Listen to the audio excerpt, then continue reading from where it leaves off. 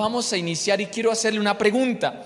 ¿Qué es lo primero que a usted se le viene a la cabeza, a su mente, cuando yo le digo tinieblas? A ver, ¿cuál es la primera imagen o cuál es la primera definición que le salta a su mente si yo digo tinieblas?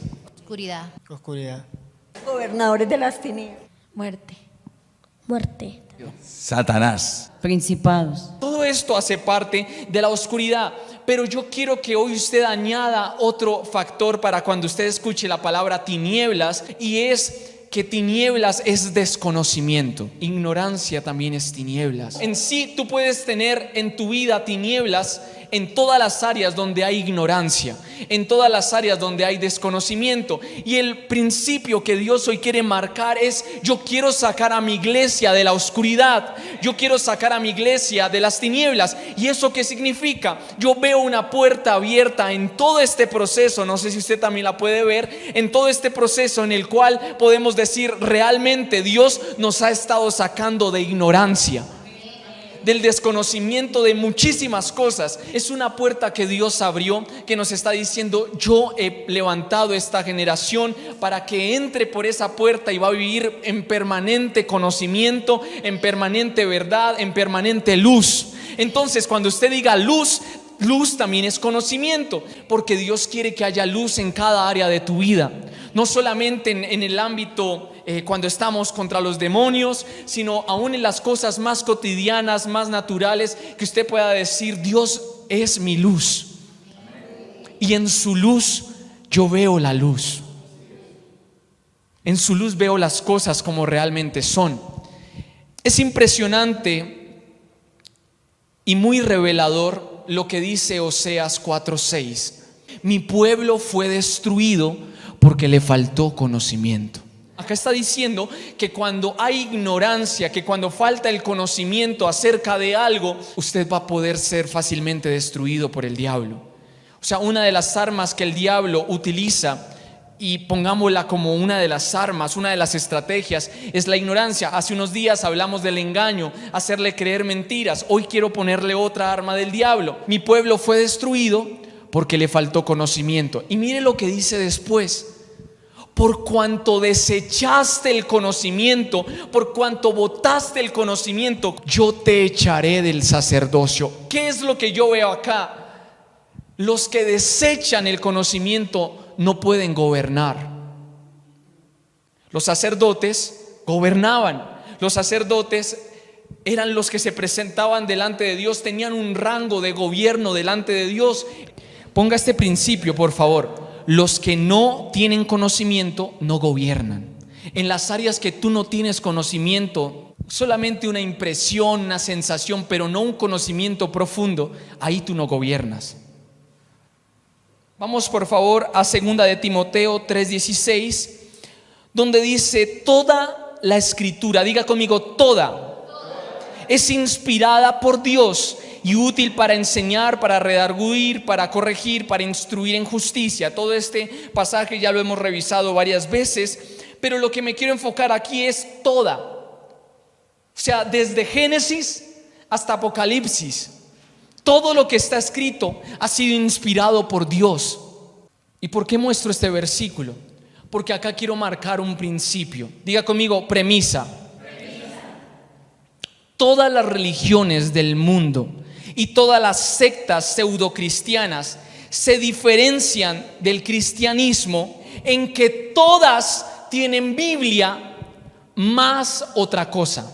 Por ejemplo, en primer lugar, el que hoy vamos a tratar, el catolicismo romano es la Biblia más tradiciones de hombres. Los testigos de Jehová es la Biblia más la revista La Atalaya.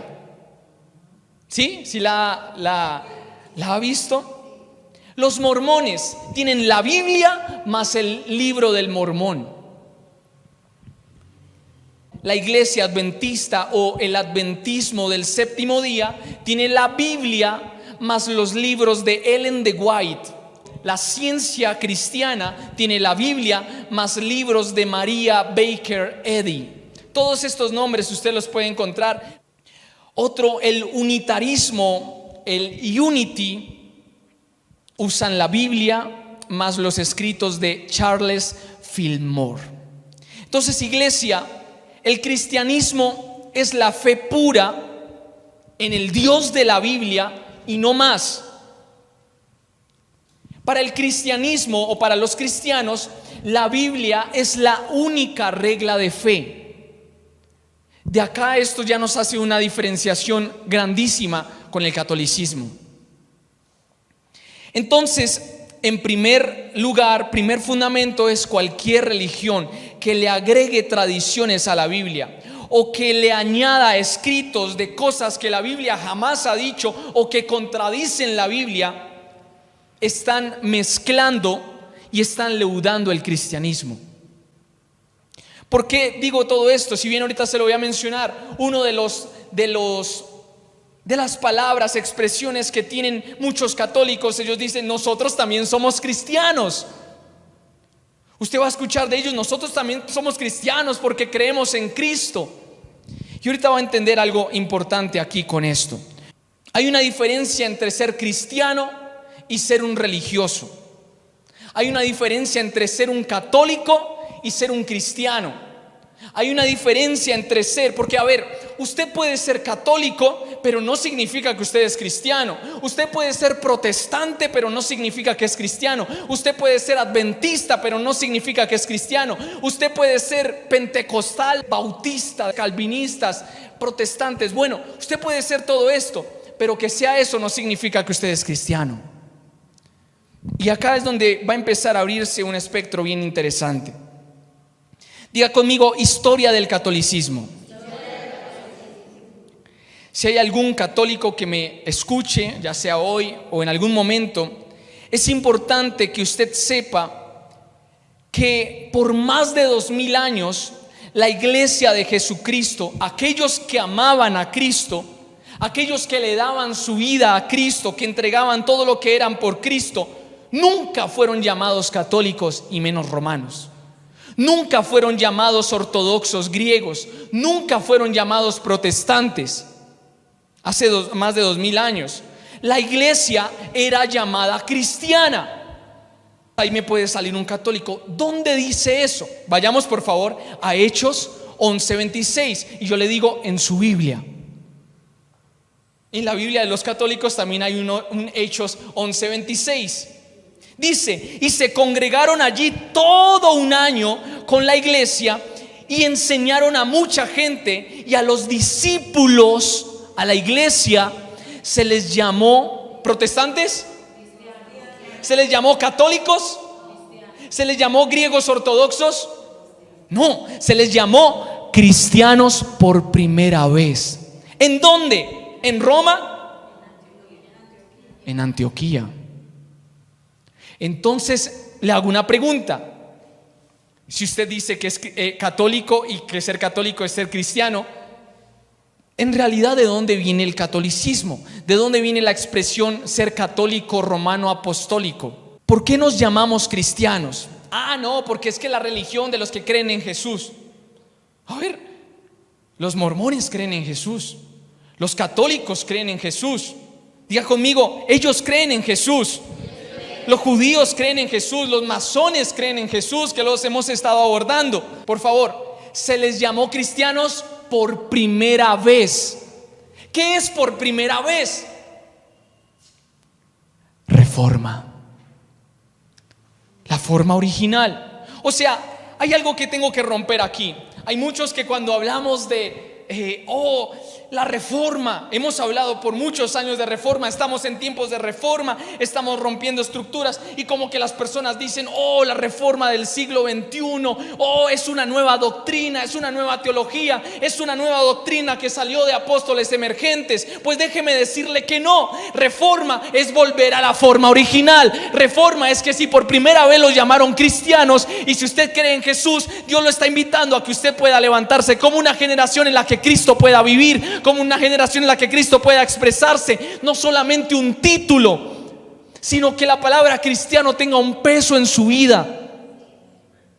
Durante mucho tiempo no habían que yo soy católico, apostólico romano, que yo soy protestante, que yo soy calvinista, que yo soy griego ortodoxo. Había solamente una palabra: cristiano. Por favor, escriba eso.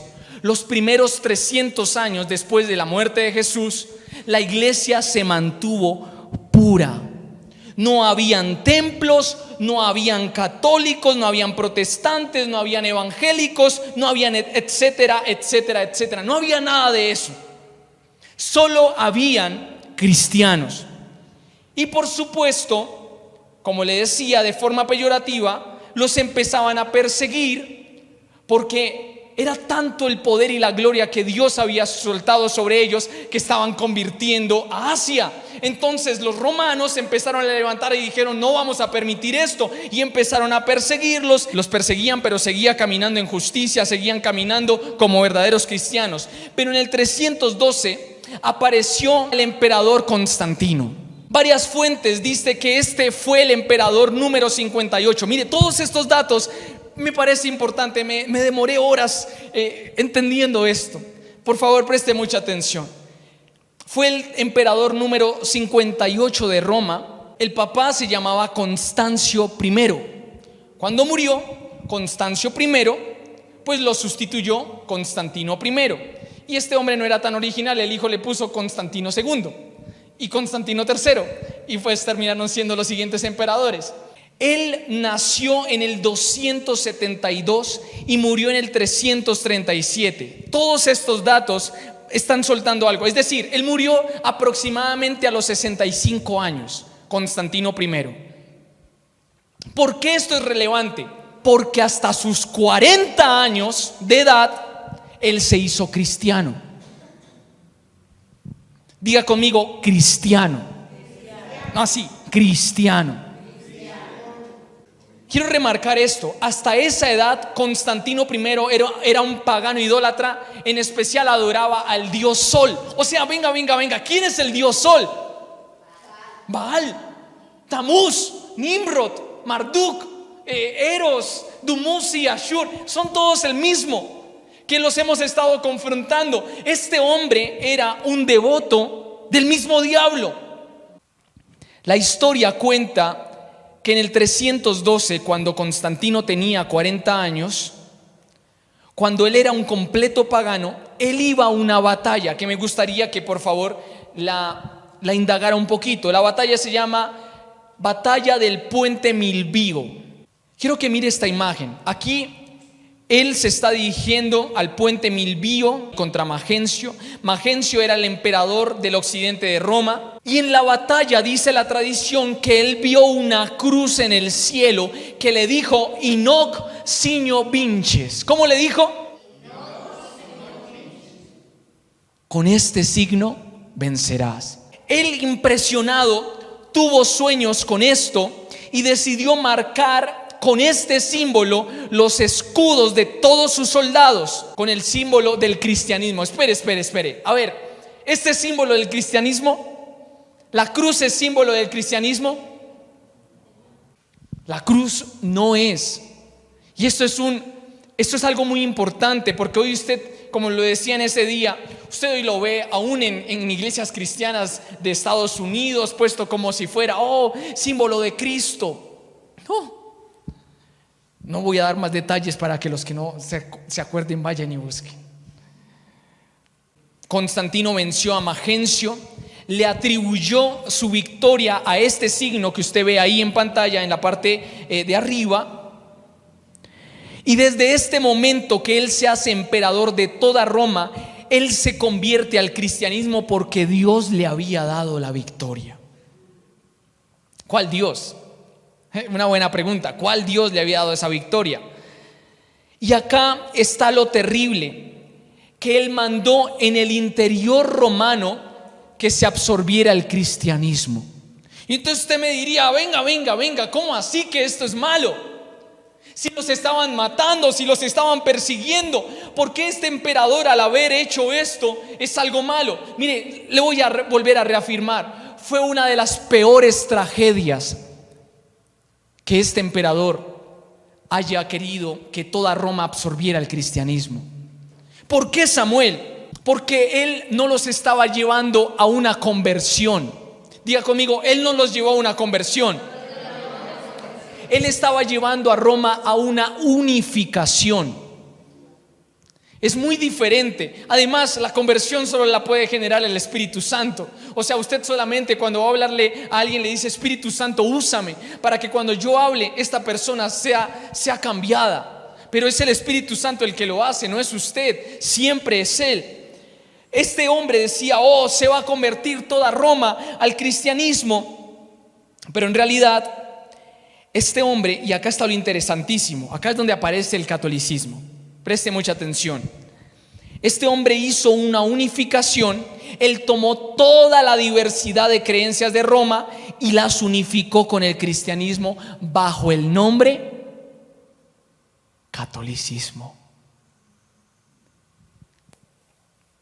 ¿Qué significa esta palabrita catolicismo o católico? Católico viene del latín católicos o católicos con H intermedia en la T.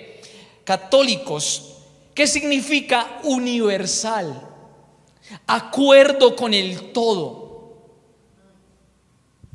a través del todo. En otras palabras, él combinó todas las creencias de Roma, él combinó todos los dioses romanos con el cristianismo, y a eso lo llamó catolicismo. Entonces, cuando usted esté diciendo, o bueno, esas personas dicen: soy católico, bueno, estás diciendo que eres un cristiano que se unió con todas las creencias de Roma, con todos los dioses de Roma. Y vaya que sí lo hizo. O sea, todos, ¿usted qué cree que son esos santos que están alrededor de las vírgenes? Son los guardaespaldas de la reina del cielo. Son los guardaespaldas. Entonces diga conmigo: catolicismo significa que todos los credos de Roma se hicieron uno con el cristianismo. Durante todo este tiempo se celebró el Concilio de Nicea. Por favor, investigue de ello. En el Concilio de Nicea se adoptó por primera vez el clero apostólico y millones de personas comenzaron a bautizarse y a ser recibidas como miembros de la iglesia sin haberse enterado jamás de las condiciones para ser cristiano. En otras palabras, estas personas en última empezaron a mezclarse con el cristianismo, aún con todas sus creencias, aún con toda la adoración a la diosa madre, pero les empezó a llamar la atención, les empezó a gustar. Pero lo que no entendieron y lo que tomaron como si nada es que ellos no priorizaron las condiciones para ser cristiano. Que para ser cristiano solamente hay un Dios, que para ser cristiano tienes que entregarle toda tu vida a Dios, que para ser cristiano tú tienes que vivir una vida de justicia. Ellos solamente se llamaban de nombre, se bautizaron, los echaron en la piscina y ya. Ese es el lugar donde autorizaron de forma pública este decreto, que cualquier persona podía hacer de cualquier manera cristiano. Una de las cosas que más me han sorprendido es que si usted va y le pregunta, como le decía al inicio, a los católicos: ven, ¿y tú conoces la historia del catolicismo? Le aseguro que el 95% no la conocen. O sea, hoy lo que yo estoy haciendo es darle a usted una llave para que cuando usted en algún momento hable con un católico, usted con fundamentos pueda sacarlo de la ignorancia en la que está viviendo. Que usted le diga: ven, ¿y tú conociste lo de la Inquisición que se movió allá? ¿Conociste lo de las cruzadas? ¿Conociste el genocidio que hicieron en esos momentos? Porque todos esos lo activaron los papas. Acá, ojo que esto es muy importante. Del año 200 al 376 después de Cristo, por supuesto, los emperadores romanos habían ocupado el cargo y el título de Pontifex Maximus, sumo pontífice. A ver, si usted hoy busca la definición de qué es un papa es el sumo pontífice. Y yo le hago una pregunta, porque esto es lo interesante, vea, ¿por qué los papas hoy día se llaman sumos pontífices? ¿Por qué los papas tienen tanto gobierno si en un inicio los que se llamaban así eran los emperadores? Es una buena pregunta, no sé si la logró captar. ¿Por qué? Luego de unos años, preste mucha atención, en el año 359 al 383, entra a gobernar un emperador que se llamó Graciano. Este emperador Graciano se negó a llevar este nombre. ¿Cuál nombre? El de sumo pontífice. O sea, yo sé que usted ya recuerda algo, pero le dije que hoy día los papas, una de las definiciones de papa es sumo pontífice. ¿Por qué lograron ser sumo pontífice si antes era un título adjudicado a los emperadores? Entonces acá está la respuesta: porque un emperador que se llamaba Graciano se negó a llevar ese nombre de sumo pontífice, y por tal motivo un hombre contemporáneo a él, que era un obispo llamado Damaso de la iglesia romana, fue nombrado en ocupar el cargo de sumo pontífice. Con esto, porque acá hay una verdad que vamos a desnudar y vamos a juzgar. Este obispo, por favor escriba ahí, obispo Damaso, fue el primero en ocupar el cargo, en llamarse sumo pontífice. Y esto fue un resultado de que este emperador Graciano no quiso aceptar este título. Este último punto, téngalo muy presente. Esta es la razón por la que hoy existen papas. Ahora, Damaso aceptó este título en el año 378. Y acá yo le pregunto algo, iglesia, ¿usted alcanza a ver la gravedad de lo que acabamos de hablar? Diga conmigo, no. Vamos a ver por qué es tan grave esto. En ese momento, un hombre, diga conmigo, un hombre, un obispo, un sacerdote católico, recibe el poder no solo religioso, que era el que él tenía, sino que ahora viene a recibir un poder político. Porque este nombre de sumo pontífice era dado a los emperadores, a los que regían en la política. Entonces, cuando el emperador no quiso recibirlo, le dieron el título al obispo, y el obispo ahora no solamente era el que regía lo religioso, sino también lo político. Diga conmigo, este hombre recibió todo el poder religioso y político de Roma. Si puede escribir eso, es bien importante. Damaso recibió todo el poder religioso y político de Roma. Esto es algo que Dios prohibió estrictamente a través de todos los principios que Él marcó en la civilización humana, pero también lo dejó registrado a través de Jesucristo, su Hijo. Por favor, vayamos a Mateo 22, 21, donde muestra esta verdad. Versículo 19. Él dijo: muéstrenme la moneda del tributo. Y ellos le presentaron un denario. Entonces le dijo: ¿de quién es esta imagen y de quién es la inscripción? Le dijeron: de César. Y les dijo: dad pues al César lo que es del César, y a Dios lo que es de Dios. Diga conmigo: dad al César lo que es del César. Ahora, traigamos luz en algo. César es un título, no era una persona. Es un título de los emperadores romanos en el tiempo de Jesús. A los emperadores romanos se le llamaban César. Diga conmigo: política. Pero acá hay dos verdades muy importantes. Primera, dad al César lo que es del César significa: paguen los tributos, paguen los impuestos. Por supuesto que vamos a estar juzgando en el espíritu todo aquello que sea injusto, que se quiera establecer, por ejemplo, en Colombia. Pero nosotros somos generación que honra aún los principios de autoridad. ¿Sí o no? Usted mira una autoridad y mira protección en la autoridad. Usted respeta a la autoridad. Usted no es bandido porque usted no le teme a las autoridades. Aquellos que le temen a las autoridades es porque tienen una genética de que han hecho algo malo, por no decir bandidos. Y les dijo: dad pues al César lo que es del César. Lo primero está diciendo: participen de la política, sean justos. Importantísimo esto, o sea, ustedes deben entender que los políticos están soltando leyes, están soltando decretos, normas. Ustedes no se pueden hacer ajenos de lo que está sucediendo a nivel gubernamental, a nivel político. Nosotros tenemos que estar enterados de lo que pasa con Colombia. Es lo que está diciendo aquí como primera verdad. Pero la segunda, y casi no hablada, hoy la quiero exponer. Diga conmigo: segunda verdad. Den a Dios lo que es de Dios. O sea, miren, den al César lo que es del César, no lo mezclen con lo que es de Dios. Esta es la segunda verdad. No se mezcla política con la fe en Cristo. ¿Ve por qué es tan grave lo que hizo Constantino?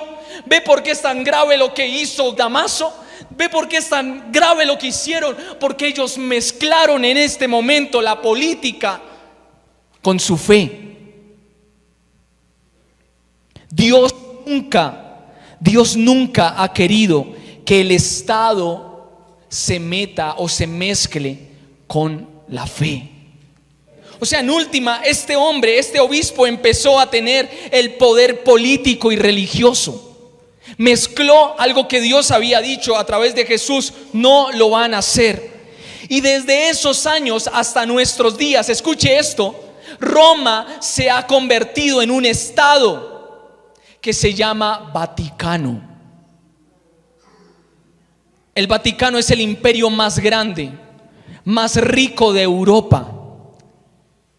Desde el Vaticano se nombraba al rey de España, se nombraba al rey de Inglaterra, a los príncipes de Estrasburgo, Alemania, a los príncipes de Medici en Italia. El catolicismo o Vaticano se convierte en un sistema político religioso. Escriba eso, por favor. Vaticano es un sistema político religioso. Y en ese momento empieza el deterioro, la adulteración y la depravación del pensamiento más puro de la historia de la humanidad, el pensamiento de Jesucristo. ¿Qué es una herejía? Diga conmigo: ¿qué es una herejía? Una herejía es una verdad inflada. Para que me entienda mejor, una herejía es una verdad que ha sido sacada de su contexto original. Entonces, en estas dos definiciones que le acabo de dar, una herejía tiene parte de verdad. Ojo con esto, tiene parte de verdad, porque si es sacada, le sacan el contexto, es porque en sí tiene una verdad parcial, pero por supuesto la inflan, distorsionando el verdadero diseño. A ver, yo le voy a dar un ejemplo clarísimo, porque usted puede leer, por ejemplo, lo que dice Mateo 5:38 en adelante, que va a decir Jesús confrontando: oísteis que fue dicho, ojo por ojo, diente por diente. Pero yo os digo, no resistáis al malo, antes cualquiera que te hiera en la mejilla derecha, vuélvele también la otra. Ahora, si usted lee este versículo sin el contexto en el que fue o en el que sucedió este suceso, y por supuesto vamos ahorita a seguir leyendo algunos más a vuelo de pájaro porque no me voy a detener acá, pero es para que usted entienda el concepto. Si usted no entiende por qué razón Jesús estaba diciendo esto, usted, en otras palabras, va a caer en algo muy equivocado y muy grave. Porque acá lo que está diciendo es que si una persona te golpea, tú le tienes que devolver la otra mejilla. Pregunto, ¿quién aquí estaría dispuesto, si yo tengo un bate de béisbol, a que yo le pegue, le hiera la mejilla derecha y que me voltee la otra cara para que yo le hiera la otra? Creo que no es el diseño. No sé si a usted le gustaría pegarse contra el suelo, pegarse contra una silla. Creo que no es el diseño. Pero entonces si usted no entiende, y hay muchas personas que no han entendido, que leen como así, que le devuelva las mejillas, Jesús está diciendo esto. ¿Por qué le está diciendo esto? Ahora miremos el siguiente versículo, porque acá está diciendo: y cualquiera o al que quiera ponerte pleito y quitarte la túnica, déjale también la capa. Y cualquiera que te obligue a caminar o a llevar por una milla una carga, ve con el 2. Entonces acá van a decir dos cosas muy importantes que quiero yo ponerle a usted en su corazón. A ver, acá está diciendo en el anterior versículo de que si alguien, si lo extrapolamos al hoy día, le dice: Aarón, dame ya tu chaqueta, quisiera que me regalaras tu chaqueta. Ahí lo que está diciendo: si alguien te pide la chaqueta, dásela.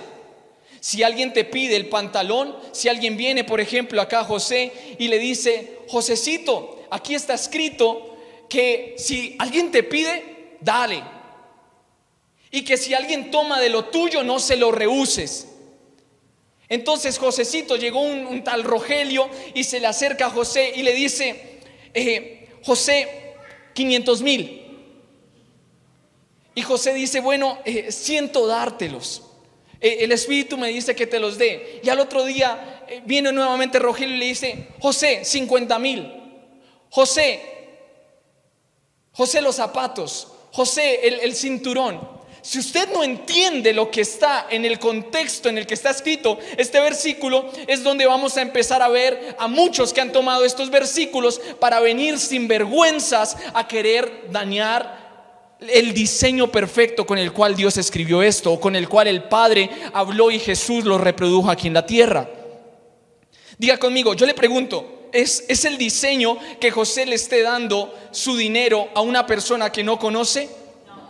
Que llegó y dice: yo soy hermano, y mire, acá está diciendo, versículo 42, al que te pida, dale. Mire, en el versículo 41, volvemos uno atrás, que no lo he mencionado. Si alguien te dice en este momento, viene y llega: me lleva por favor allí a Bogotá y me trae. O sea, el versículo está diciendo: si alguien te pide que te lleve, no solamente llévalo, sino tráelo. Lleva el doble. Entonces usted podría tomar este versículo para tergiversarlo, porque sacan de contexto algo. Y en este momento, cuando se saca el contexto, se está tomando una verdad, pero se está pervirtiendo algo. Doy este ejemplo, hay muchos más que muchas personas, por ejemplo, aquellos versículos donde dice: la mujer no puede enseñar. ¿Usted ha leído estos versículos? Le hago esa pregunta: ¿la mujer no puede enseñar? Por supuesto que la mujer puede enseñar, pero ese versículo lo han tomado en muchas iglesias, en muchas denominaciones, para decir que las mujeres no pueden enseñar. Y ahí sí tienen pantalón. Y ahí sí tienen el cabello corto. ¿Cómo se llamaría en el catolicismo? Las echan, las excomulgan. Entonces, ahí yo le pongo esa tarea. Yo le voy a decir, hay una premisa. Pablo le estaba diciendo a esas mujeres por el sistema que se movía en ese lugar. En ese lugar, las mujeres querían levantarse como Jezabel. Había un espíritu muy fuerte de Jezabel en aquel lugar donde quería dominar al hombre. Por eso a ellos, a esa iglesia en específico, Pablo les dice: mujeres, por su bien, no se unan a ese sistema. Pero no podemos sacar versículos y empezar a tomarlos a la ligera, empezarlos a soltar, porque de esta manera vamos a dañar diseños. Entonces aquí, esto es importante entenderlo. Miremos el versículo ahora sí, 42. Al que te pida, dale, y al que quiera tomar de ti prestado, no se lo rehuses. Diga conmigo: no podemos dañar las palabras de Cristo. Jesús dijo esto, todo lo que hemos leído, diciéndoles a sus discípulos: no tengan problema con los romanos. Los romanos están buscando para matarlos. Los romanos están buscando cualquier cosita para hacerles daño, para llevarlos presos, para torturarlos. Entonces Jesús le dijo: al que te pida, dale. Al que tome tu túnica, dásela. Al que te pida que camines 4 kilómetros, camina con él 8 kilómetros. No tengan problema con los romanos. Y por supuesto nosotros podemos tomar diseños aquí, pero con este diseño que estoy empleando en este momento, quiero clarificar que hay muchas herejías que se han estado soltando a lo largo de los siglos, a lo largo de los años, queriendo dañar diseños eternos de Dios. Entonces, si en este momento que estamos confrontando el sistema de la Reina del Cielo, nos estamos deteniendo a hablar del catolicismo, es porque en este sistema del catolicismo, una de las cosas que más predomina son las herejías. Es decir, verdades que las han sacado del contexto, verdades que muchas veces han tomado así, tal cual como se ve, sin conocer el trasfondo, qué es lo que se movía en esa época cultural, en esa época histórica, qué era lo que se estaba moviendo geográficamente en ese punto, sino sencillamente toman el versículo y empiezan a hacer una doctrina de eso. Entonces diga conmigo, estamos golpeando un sistema violento. Quiero darle un principio de la mente de Cristo. Principio fundamental que nos va a guardar de caer en herejías, que nos va a guardar de caer en convertirnos en una secta. Usted diga conmigo, yo no soy una secta. Nosotros no somos una religión. El principio es el siguiente: no podemos sacar una conclusión doctrinal de un solo versículo. Quiero que lo escuche primero. Los que quieran anotarlo está bien, pero escúchelo muy bien para que no escriba por escribir, sino que lo entienda. A mí me gusta antes que usted lo escuche, que lo entienda y que lo escriba en sus palabras. No podemos sacar una conclusión doctrinal de un versículo. Tenemos que ver cómo Dios piensa y ha hecho las cosas a lo largo de toda la Escritura, no de un solo versículo. ¿Qué significa esto? El Vaticano construyó toda la doctrina del papado y muchas doctrinas en un solo versículo. O sea, ellos fueron a Mateo 16, 18 y de ahí sacaron la doctrina del papado, que usted y yo ya la estuvimos exhibiendo. Diga conmigo, principio. No sacar una conclusión doctrinal de un solo versículo.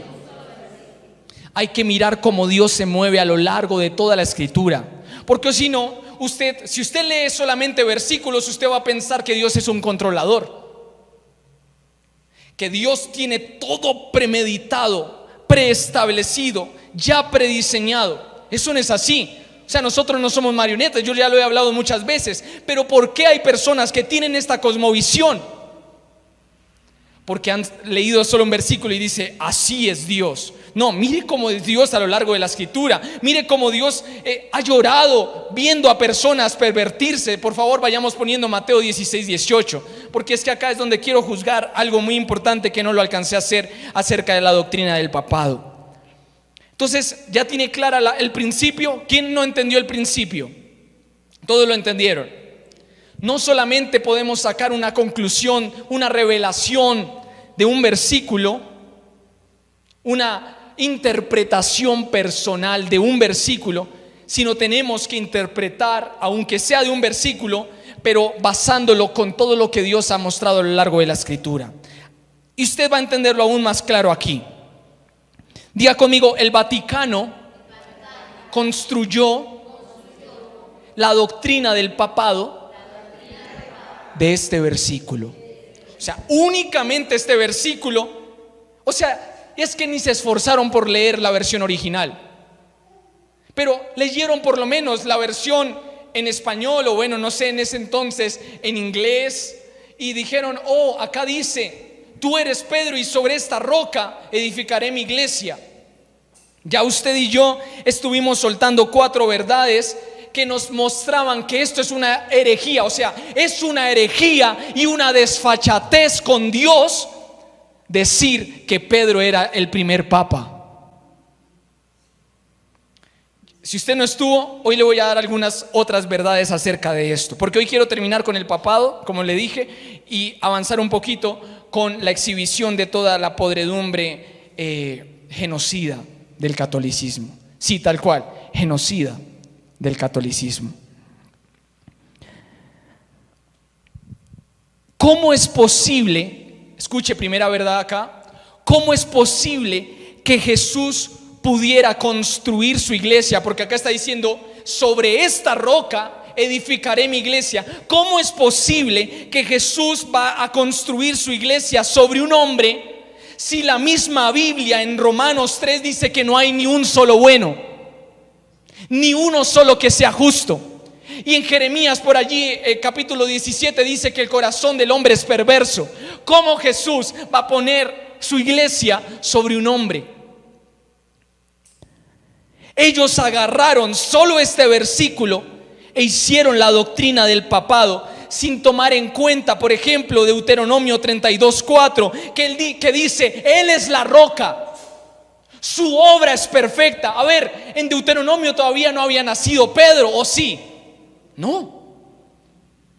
Cuando dice Él es la roca, está hablando de Jesús, está hablando del Padre, está hablando del mismo Cristo, del Aleph Tav, del principio y del fin. Él es la roca cuya obra es perfecta. Versículo 18, que da una revelación aún más clara del por cual se movieron en todo esto. La roca que te creó, de esa roca te has olvidado. Ahora en Efesios 2:20 dice, edificados sobre el fundamento de los apóstoles y de los profetas, siendo Jesucristo mismo la piedra del ángulo. Y ahora miremos, para seguir destruyendo ese concepto, de las mismas palabras de Pedro.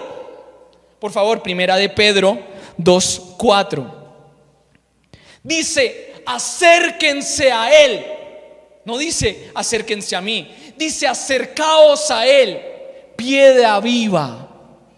Palabras de Pedro, del principal papa. Diga conmigo, del principal papa. Y acaba de decir una verdad. Esta secta ha desechado a esta piedra viva, mas para Dios es escogida y preciosa. Vosotros también, como piedras vivas, sed edificados como casa espiritual y sacerdocio santo, para ofrecer sacrificios espirituales aceptables. ¿Por medio de quién?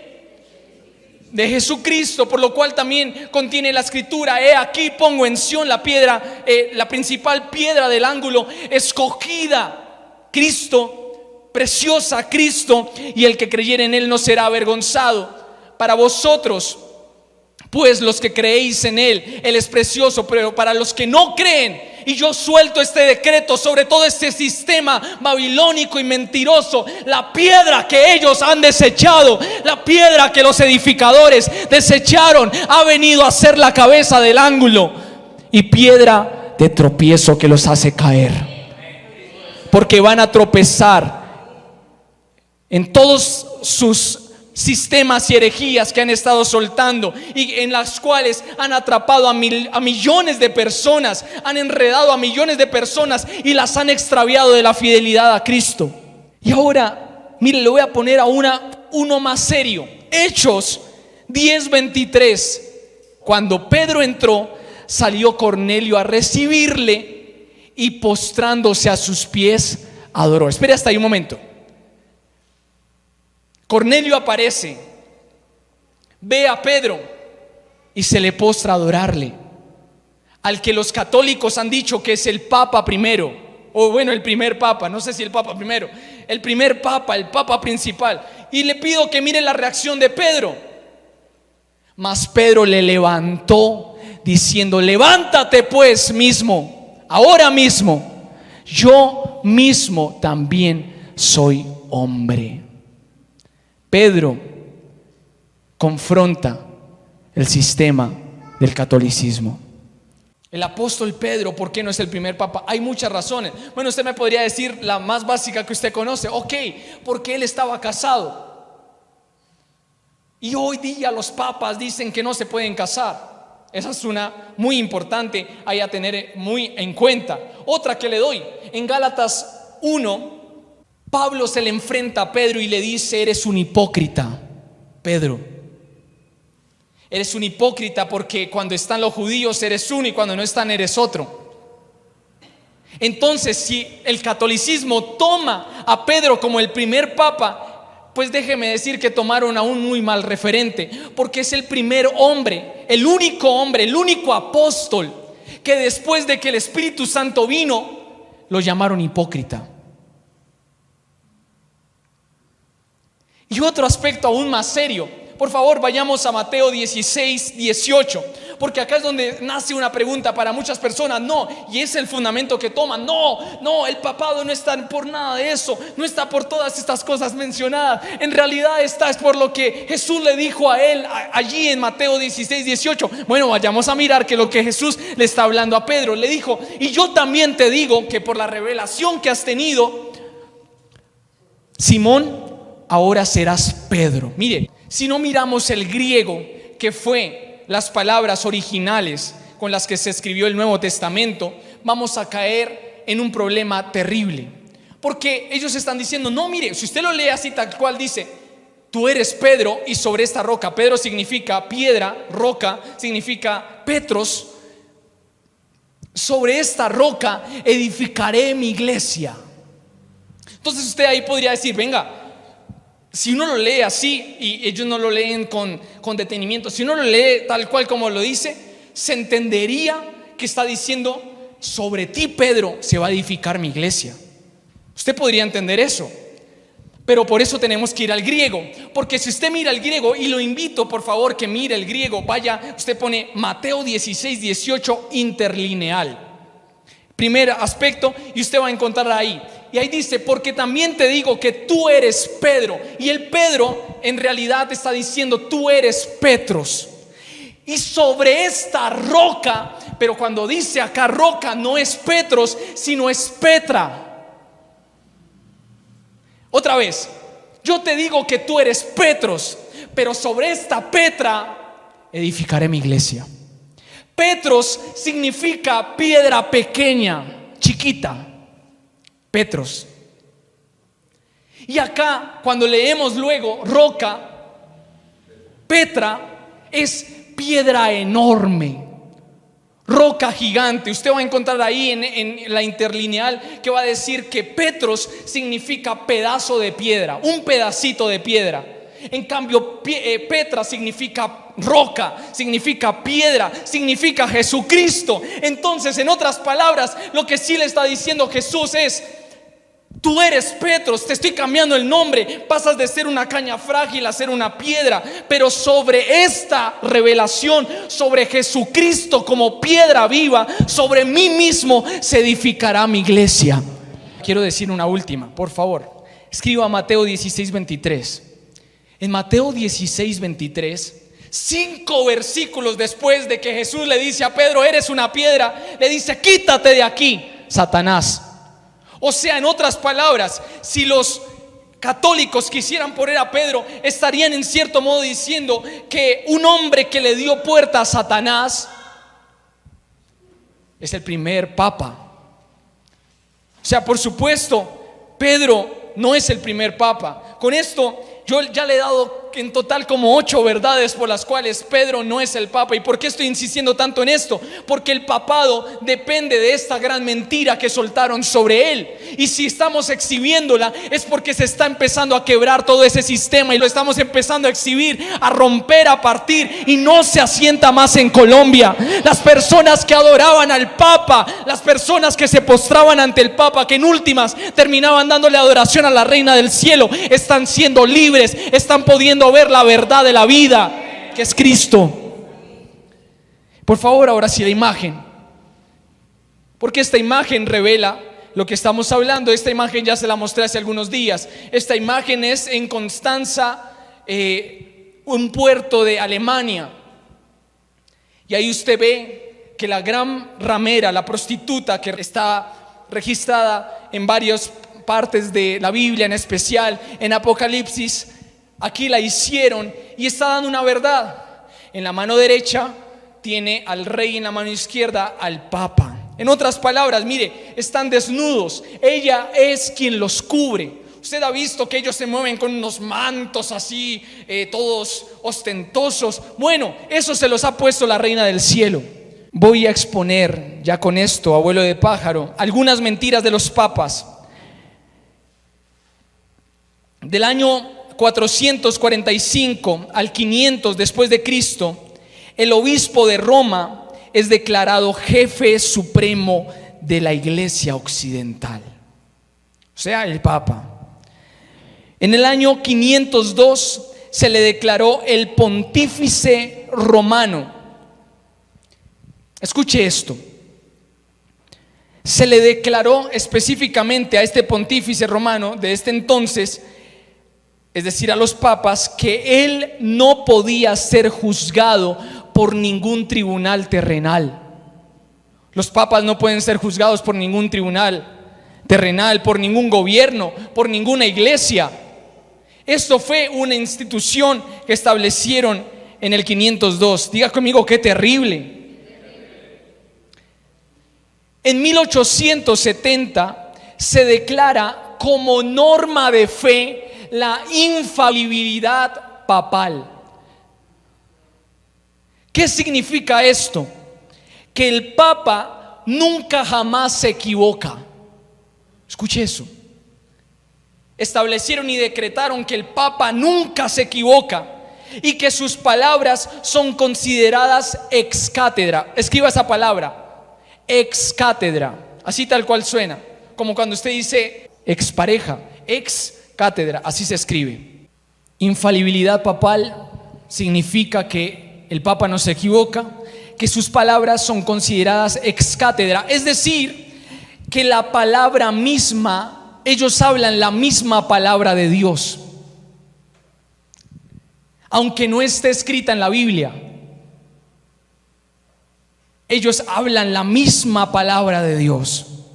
Y si alguien no acepta ello, va a ser excomulgado. Es decir, lo expulsan de la iglesia, lo rechazan, lo avergüenzan públicamente e inclusive, si usted busca a profundidad, ¿qué pasa cuando alguien es excomulgado? Ellos incluyen una condena espiritual. Eso significa que no va a ir al purgatorio, sino que directamente se va para el infierno por estar en contra de alguna palabra del Papa. O sea, ¿qué serio es esto? Qué inmundicia la que están soltando acá. Ahora, acá hay una verdad que quiero que usted registre. Esto de la infalibilidad papal es totalmente falso, porque todos los papas se han contradicho. Todos. ¿No me cree? 60 papas o más de 60 papas prohibieron que se leyera la Biblia. Y luego apareció un Juan 23, un Pío XII, que ellos dijeron, no, sí, lean la Biblia. Entonces yo pregunto algo, ¿a cuál de ellos le creemos? Porque según todos los papas, nunca se equivocan. Todo lo que hablan es exactamente así. Viene de Dios. Pero unos papas han prohibido la Biblia a tal punto que algunos papas de ellos dijeron que si leían la Biblia los quemaban en la hoguera. Y hay otros que dijeron, vamos a leer la Biblia, y dijeron, la Biblia tiene que ser leída por todos. Juan 23 mandó que todos los católicos no necesitaban confesarse ante un cura para tomar la cena o la comunión. Ahora existe un nuevo decreto que un papa hace 3 siglos dijo que el que no se confesara ante un cura se iba al infierno. Entonces acá yo pregunto nuevamente, ¿a cuál de los papas le creemos? Porque todos son infalibles, pero se han contradicho. ¿Sí está entendiendo lo que quiero transmitir? Otra verdad es que todas las enseñanzas doctrinales de los papas contradicen la Biblia. O sea, ellos hablan del limbo, que si el niño no se bautiza, entonces se va al limbo. ¿De dónde sacaron eso? O sea, muéstreme en la Biblia dónde dice eso. Que el purgatorio, que si una persona muere en pecado, entonces, pero no es un pecado mortal, sino es un pecado venial, se va 5,000 a 10,000 años y luego de hacer su purga ahí, se va al cielo. ¿De dónde sacó eso? O sea, muéstreme en la Biblia donde dice eso. Otra de las mentiras que han hablado, que han establecido como decretos, es las misas a los muertos, que las llaman las misas gregorianas. En otras palabras, si hay un asesino que se murió, entonces según esto van personas, van la familia del asesino y hacen una misa, en ese momento empiezan a pagar una misa gregoriana y ellos piensan que van a sacar del infierno al asesino y lo van a mandar al cielo. Imagínese eso. Hay otra mentira que también han hablado y es: solamente la iglesia romana salva. Solamente la iglesia romana salva. Si tú no eres católico, te vas al infierno. Si tú crees en Jesús, pero no eres católico, te vas al infierno. O sea, hay muchas mentiras que ellos han estado hablando a lo largo de la historia. Sigo avanzando. Además, al Papa se le ha dado el título de Vicarius Filii Dei. Diga conmigo, Vicarius Filii Dei, que significa vicario de Dios o vicario de Cristo. Ahora, esto es una herejía grandísima, porque la palabra vicario significa el que sustituye. Ojo, el que está en lugar de, o el que representa a. Nuevamente, el que sustituye, el que está en lugar de, o el que es representante de. En otras palabras, vicario de Cristo significa el que sustituye a Cristo, el que está en lugar de Cristo o el que representa a Cristo. Qué herejía tan terrible. En otras palabras, según ellos, el Espíritu Santo no es el representante de Jesucristo, como lo dice Juan 14:26. Y le estoy diciendo todo esto para citarle, o sea, uno de los puntos importantes no solamente es confrontar, sino es darle escrituralmente de que están mal. Juan 14:26 habla de que el Espíritu Santo es el representante de Cristo. Entonces para ellos no, es un hombre llamado Jorge Mario Bergoglio, alias Francisco. Diga conmigo, qué terrible es esto. Diga conmigo, qué cochinada. Y esa inmundicia se está cayendo hoy. Y note, no solo es el representante de Cristo, porque vicario también significa el que sustituye a Cristo, el que sustituye a. O sea, le pido por favor, busque en la RAE que es vicario y va a decir que es el que sustituye. En otras palabras, la supremacía del sacerdocio de Cristo no es suficiente para este grupo de personas. Y si este hombre se llama Papa, entonces él puede sustituir a Cristo. En últimas, están convirtiendo al Papa en Dios, no en un Dios, en Dios. Porque por los dos lados, y usted va a ver, por favor, miremos la imagen, porque esta imagen es terriblemente terrible. Diga, terriblemente terrible. Esta es la tiara papal. Diga conmigo, tiara. Tiara papal. Sería bueno que investigue un poquito más a profundidad, porque lo que le voy a decir, wow. Tiara papal es una triple corona. Note ahí, son 3 coronas que están unidas. Es una triple corona usada por los papas, que simboliza el triple poder del papa. Ojo con eso. Arriba, el padre de los reyes. En el medio, rector del mundo. Y en la parte de abajo, vicario de Cristo. Nuevamente, padre de los reyes, rector del mundo y vicario de Cristo. A ver, yo le hago una pregunta. ¿Quién es el padre de los reyes? O sea, ¿quiénes son reyes acá? Yo soy rey. O sea, ¿quién es tu padre? Jehová el Padre, ¿verdad? Ahora luego en el segundo dice rector del mundo. ¿Quién es el que rige al mundo con vara de hierro? Jesucristo. Y acá le está poniendo el nombre de Jesucristo. ¿Quién es el vicario de Cristo? ¿Quién representa a Cristo? El Espíritu Santo. En otras palabras, quiero que note esto. O sea, esta es una suciedad. ¿Por qué? Porque esta corona está diciendo que Él, el Papa, es el Padre, el Hijo y el Espíritu Santo.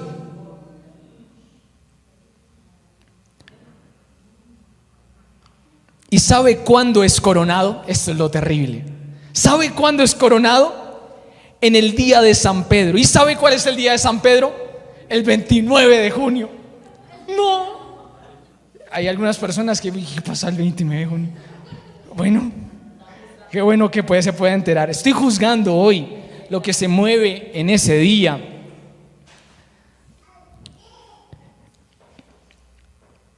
Ahora, el uso obligatorio de la tiara, diga conmigo tiara.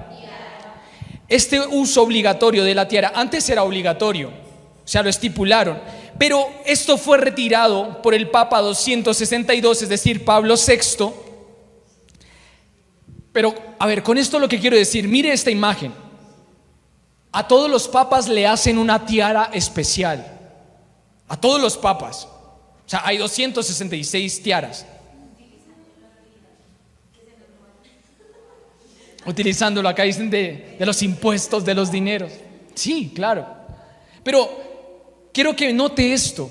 Estos hombres ya hoy día no la usan, no es obligatorio que la usen. Se exhibirían mucho ahí. Como así que este hombre está diciendo que es el Padre, el Hijo y el Espíritu Santo? Aunque no la usan, se las hacen. Y eso es lo que quiero visibilizar. Y hay un juicio para aquellos hombres que le quieren robar la adoración a Dios. Hijo de hombre, di al príncipe de Tiro, así ha dicho Jehová el Señor, por cuanto se enalteció tu corazón y dijiste, ojo, un hombre diciendo yo soy Dios, en el trono de Dios estoy sentado en medio de los mares, siendo tú apenas un hombre y no Dios, y has puesto tu corazón como corazón de Dios. Por tanto, así ha dicho Jehová el Señor, por cuanto pusiste tu corazón como corazón de Dios. Acá viene el juicio. Por tanto, he aquí, yo traigo sobre ti extranjeros, los fuertes de las naciones, que desenvainarán sus espadas contra la hermosura de tu sabiduría. Esto es importante. Los papas son inteligentes. Ellos son políglotas. Ellos hablan más de 5 idiomas. Y acá está diciendo que van a desenvainar su espada contra su sabiduría, y toda esa belleza, ese esplendor, esa inmundicia que están guardando será destruida y será derribada, se marchitará. Al sepulcro te harán descender y morirás con la muerte de los que mueren en medio de los mares. Hablarás delante del que te mate diciendo, yo soy Dios, tú hombre eres y no Dios, en la mano de tu matador. De muerte de incircuncisos morirás, por mano de extranjeros, porque yo he hablado, dice el Señor. Ojo con eso, iglesia, porque se está soltando un juicio terrible contra aquellos que por años se han llamado dioses, siendo hombres. Después de todas estas cosas, se comenzaron a introducir en el cristianismo a través de un papa. A un papa se le ocurrió una ideota. Diga conmigo, una ideota. Buena, muy buena. Se le ocurrió una ideota que hoy día la recordamos por su crueldad. A ver, ¿cuál cree que es?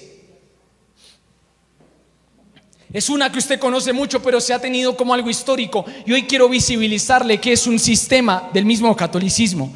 La Inquisición. Cuando usted escucha la palabra Inquisición, ¿en qué piensa? Dígame algo que se le venga a la cabeza. Inquisición. ¿Algo bueno o algo malo? Algo malo. ¿Qué más?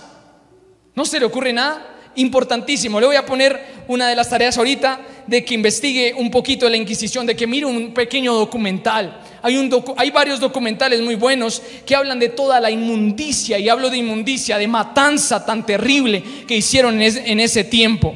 Bueno, cuando yo pienso en Inquisición, pienso en muerte, pienso en torturas, pienso en control, pienso en manipulación. Por favor, escriba esto: a la Inquisición se le llamaba la Santa Inquisición, o el Tribunal del Santo Oficio. Hay quienes piensan que la Inquisición apareció hasta el 1478 en España. Diga conmigo, no. Esas personas piensan que apareció con el Papa 212, con Sixto IV. Y acá hago un paréntesis muy veloz. Francia, España, Italia, Alemania y los Países Bajos sufrieron la peor Inquisición que ha existido. Estos países de Europa, siendo España el país donde la Inquisición fue más brutal. Diga conmigo, brutal. Matando a más de 32,000 personas.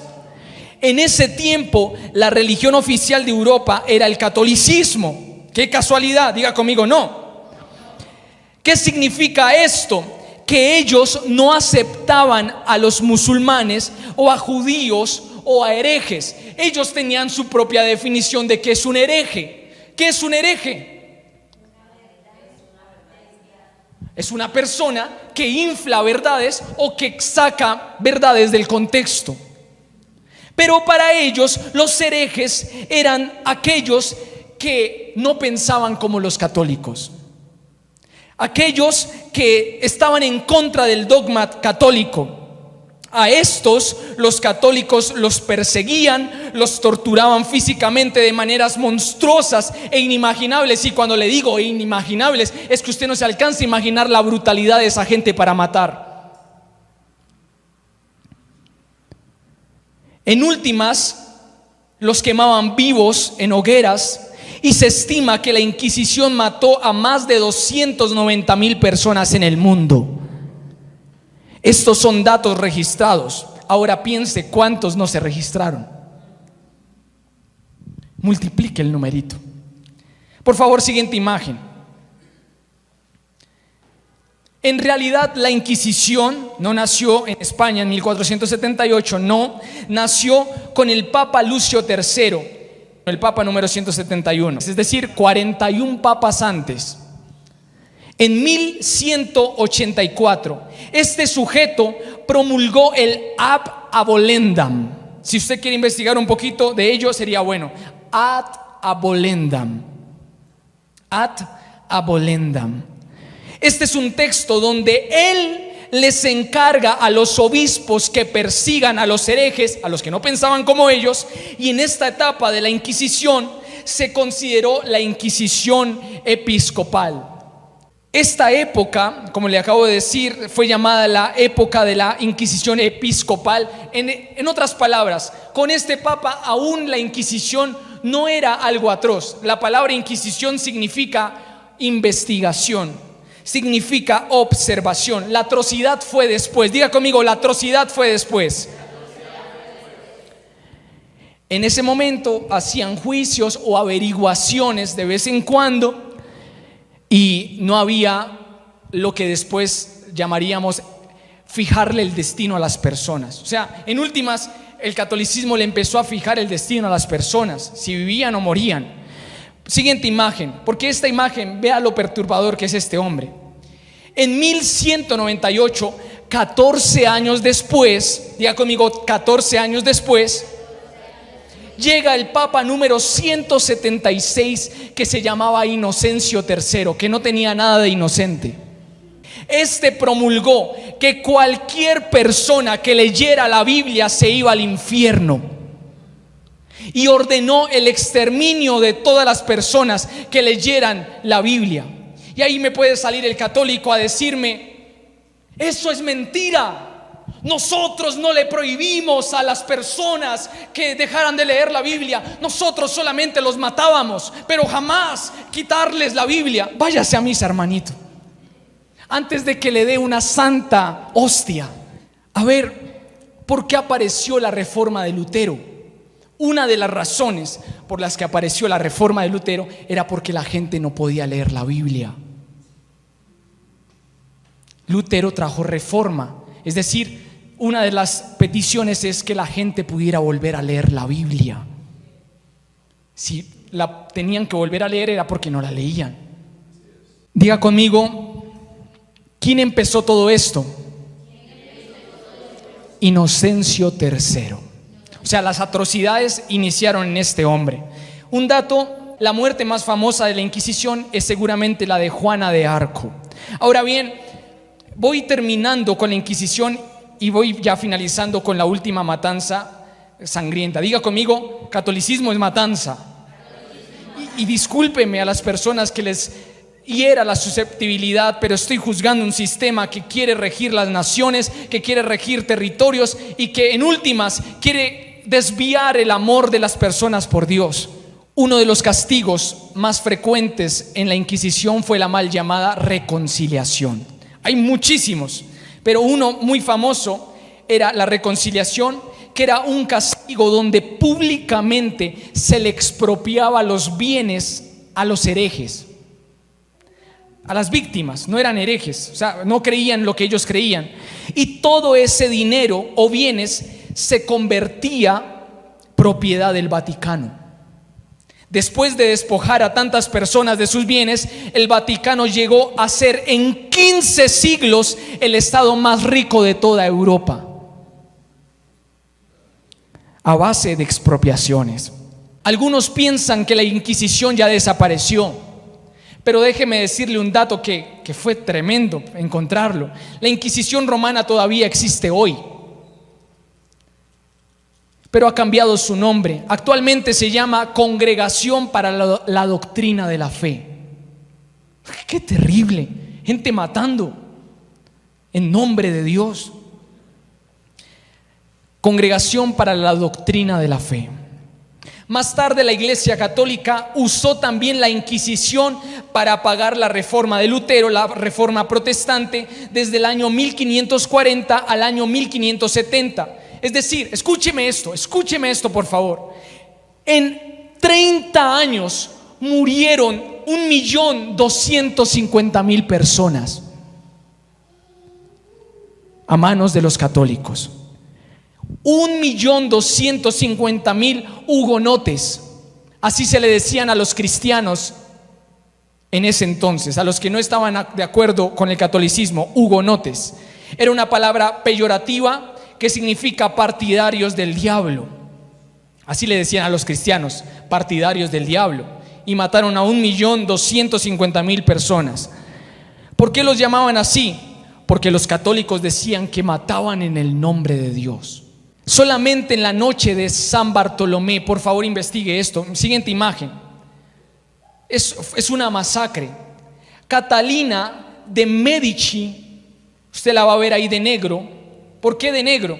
Porque era conocida como la reina negra o reina serpiente, mamá de Carlos IX, rey de Francia. En asociación, esta mujer asociada con el Vaticano, escuche, con el Vaticano, específicamente con el Papa Pío V y el Papa que le seguía, y recuerde este nombre, Gregorio XIII, mandó a matar a los hugonotes. Y esta matanza, que comenzó en la noche del 23 de agosto en 1572 en París, se extendió durante meses por todo el país, matando a cerca de 900.000 hugonotes. Esta mujer mató en asociación al Vaticano, a Gregorio XIII, 900.000 personas que leían la Biblia. Siguiente imagen. Vamos a hablar un momento de Gregorio XIII. Gregorio XIII, en el nombre del Vaticano, después de esa matanza tan atroz de 900,000 personas, mandó a imprimir una moneda o medalla conmemorativa de la gran victoria. Diga conmigo, de la gran matanza. La matanza de San Bartolomé, usted la encuentra así. Y le envió, escúcheme esto, le envió un trofeo al rey con el nombre La Rosa de Oro. ¿Sí la ve ahí? La moneda y la flor de oro.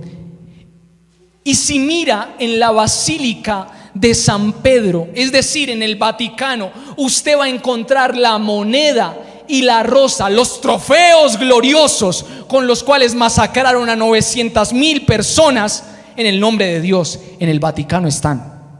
Esta es una moneda por ambos lados. Mira, el frente dice Gregorio XIII y en la parte de atrás está mostrando cómo mataban a las personas. Y al lado está el trofeo glorioso llamado la Rosa de Oro. Por favor, por favor, por favor. Entonces acá aparecen los católicos. No, la Rosa de Oro está dedicada a la Virgencita de Fátima. Señores, a conocer la historia. Diga conmigo, conozcan la historia.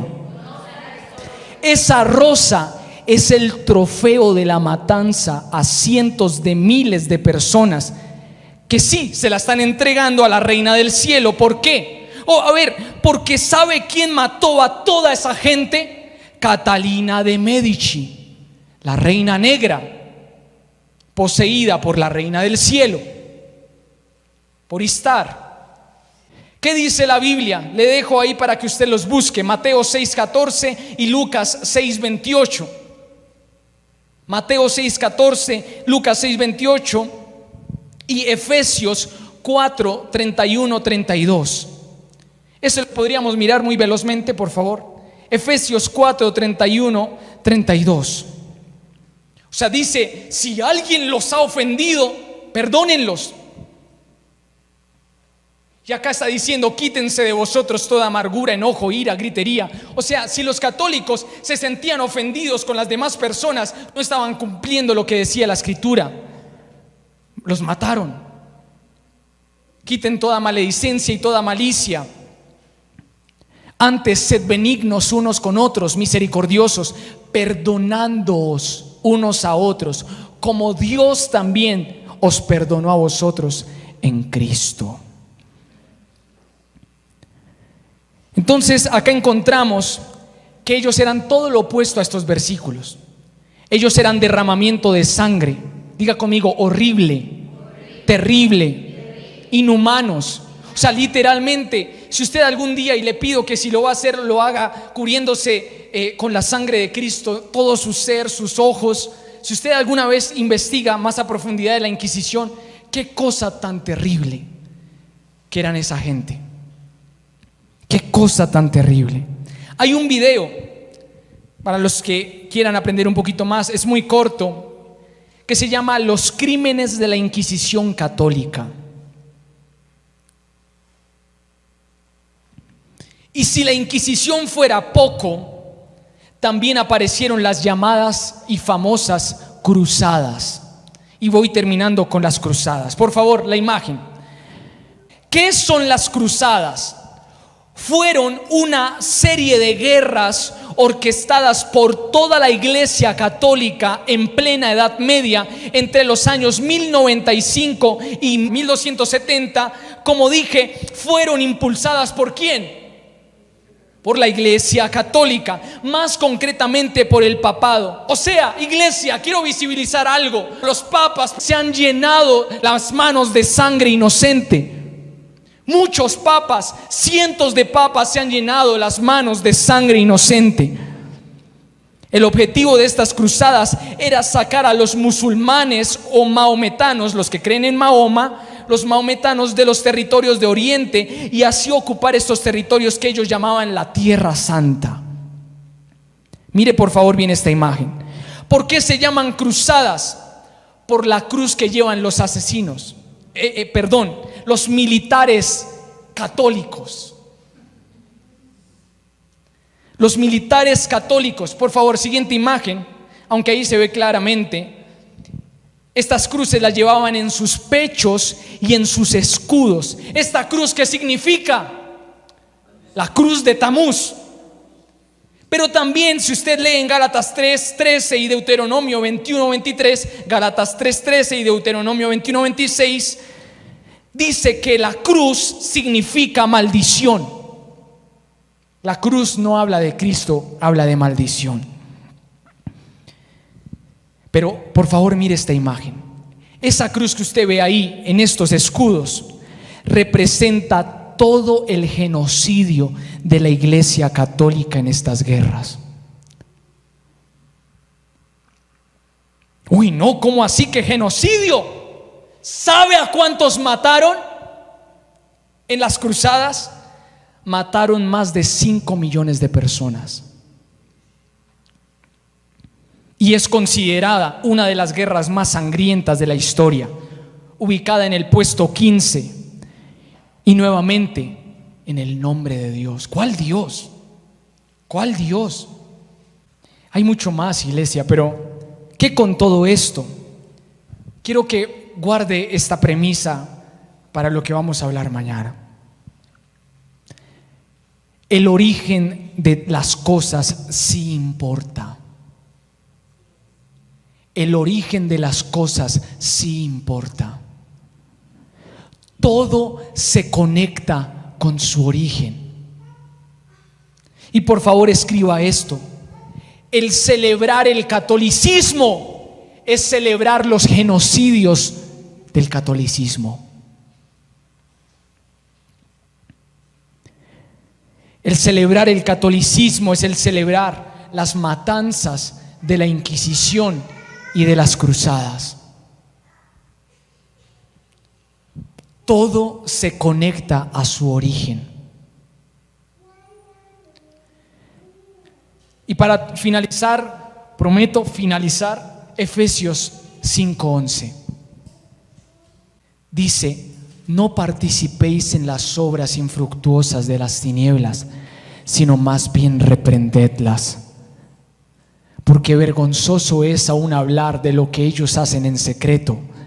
Mas todas las cosas, cuando son puestas en evidencia por la luz, son hechas manifiestas, porque la luz es lo que manifiesta todo. Por lo cual dice: despiértate, Colombia, despiértate, Facatativá, despiértate del adormecimiento que este sistema había traído. Tú que duermes, y levántate de los muertos, y te alumbrará Cristo. Mirad pues con diligencia cómo andéis, no como necios, sino como sabios. Pero versículo 11, acá dice: rediman el tiempo. Pero versículo 11, por favor, para aquellas personas que dicen: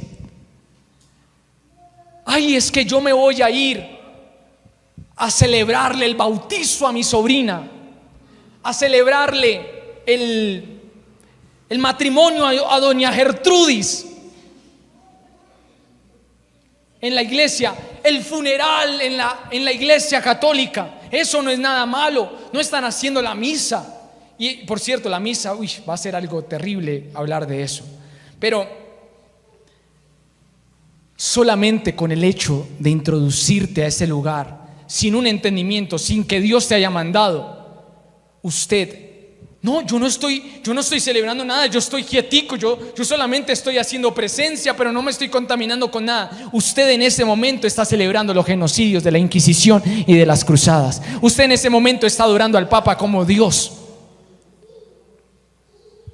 Entonces, iglesia, nos estamos levantando en un entendimiento mucho más alto de no participar, sino de reprenderlas, de ser luz. Diga conmigo: yo soy luz. Somos una generación de luz. Padre, yo declaro que este sistema podrido que ha regido naciones, este sistema sangriento, este sistema que como muchas veces lo quisieron poner, los papas no son culpables de nada, no han hecho absolutamente nada, ellos son infalibles en lo que han hablado. Toda la podredumbre, todas las muertes, hoy venimos a juzgarlas. Declaramos, Padre, que levantamos juicio, declaramos tu luz que juzga este sistema que ha traído a tantas personas a la oscuridad. Y sacamos a las generaciones que estaban muertas, esclavas, las sacamos a tu luz. Aquellas personas que estaban esclavizadas en un pensamiento idolátrico, las sacamos, esa mentalidad, las sacamos y las traemos a tu luz. Y declaramos que todo lo que en nosotros se estaba alineando a ese sistema, hoy rompemos ese cordón umbilical y nos levantamos como hijos que están en el seno del Padre, conectados con Él, en el nombre de Jesucristo.